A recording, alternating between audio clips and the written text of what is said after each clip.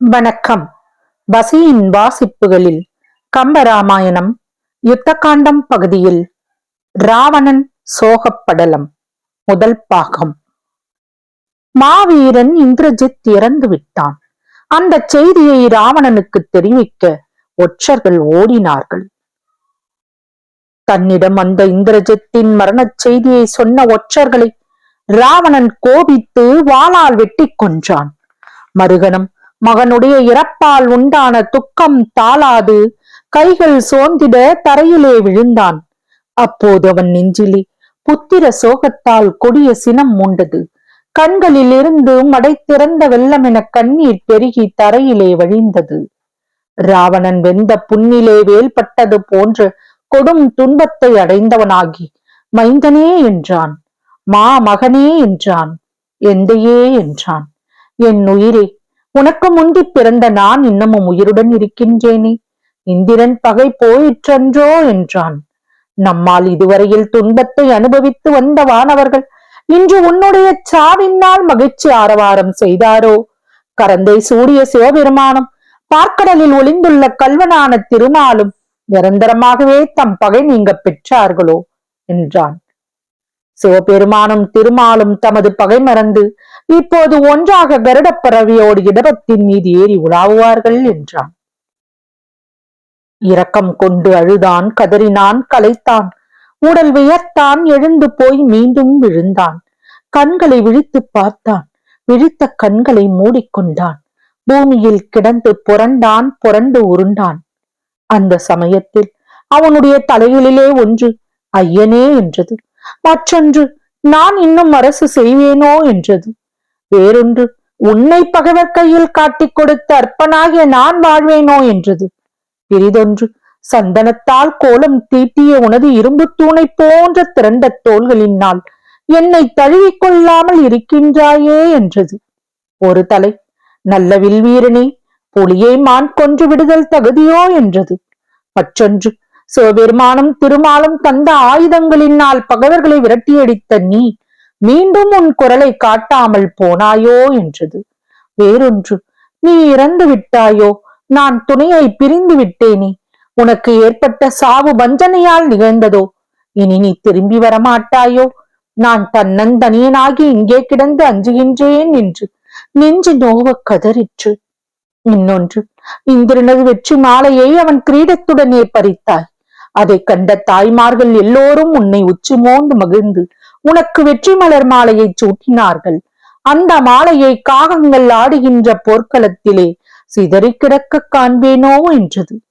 மற்றொன்று, வீரனே, இயக்கர்களின் செயல் கொண்ட வில்லின் நானோசையை கேட்டு நடுங்கி தமது தாலியை தொடுவதை இனிமேல் உன் மனைவிமார்கள் விட்டு விடுவார்களோ என்றது. வேறொன்று, எல்லையற்ற வலிமையுடையவனே, எல்லா உயிர்களையும் பறிக்கின்ற யமன் உன் எதிரிலே வந்து உனது உயிரையும் பறிக்கின்ற வலிமை கொண்டிருக்கவில்லை. அப்படி இருக்க என்னிடம் தோன்றாது மறைந்து சென்று உனக்கு ஏற்ற எந்த உலகத்தை நீ அடைந்தாயோ சொல் என்றது. அவ்வாறே கதறிக்கொண்டு நின்ற ராவணன் தனது புதல்வனை பார்க்கும் ஆசையால் விரைந்து சென்று போர்க்களத்திலே புகுந்தான். போர்க்களத்தில் ராவணனை கண்டதும் பேய்கள், கழுகு முதலான பறவைகளும் அவனிடத்தில் அன்புடையவை போல் அழுதன. ராவணன் அவற்றையெல்லாம் கவனிக்கவில்லை. தன் மகனை தேடும் முயற்சியில் அவன் தீவிரமாக இறங்கினான். பல கோடிக்கணக்கான குதிரை கூட்டங்களையும் வலிமையும் வெற்றியும் பொருந்திய அரக்கர்களின் உடலையும் நெற்றி பட்டாம் அணிந்த யானைகளையும் தேர்களையும் ஒரு நாளெல்லாம் புரட்டி புரட்டி பார்த்தான். இறுதியாக அவன் தனது மகனின் அருபுண்ட வலது கையை கண்டான். அதனை எடுத்து தலைமீது வைத்துக் கொண்டான். பின்பு அதனை தனது மார்பிலே தழுவிக் கொண்டான். கழுத்திலே சுற்றி கொண்டான். தலையிலே சூடிக்கொண்டான்.